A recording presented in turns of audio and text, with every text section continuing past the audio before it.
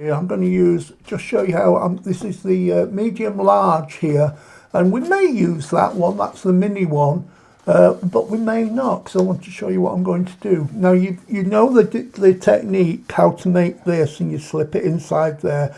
I've created that one, but what you can also do is, because the design are mandalas, you can cut them out step by step, and then you can create your own 3D image if you want to do that. So I've mandalaed one of those designs.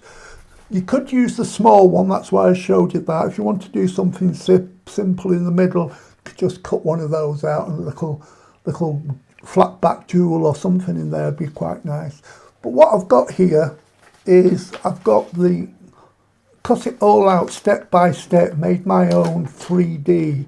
And then this is just going to stick down in the middle. You decide which way.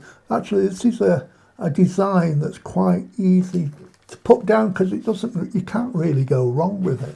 So now I take the next one, and that can stick down there. And I say they don't exactly need to marry up, because they look fantastic. And that's gone down there.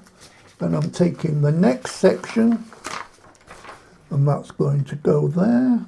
Let's put it there like that. So you've got not only a tea bag fold, and this is fold number 2. We'll be showing you fold number 3 another time.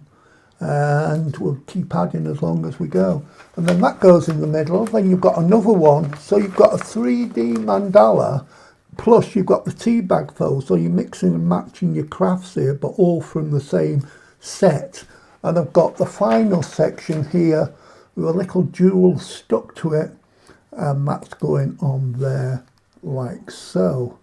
Now that you could use that in a picture frame, or you could use it back to back, make another one, put them back to back. You could do all sorts of things, but that same technique could be used with any of the designs, because they all mix and match, and don't forget the colours all kind of mix and match with each other.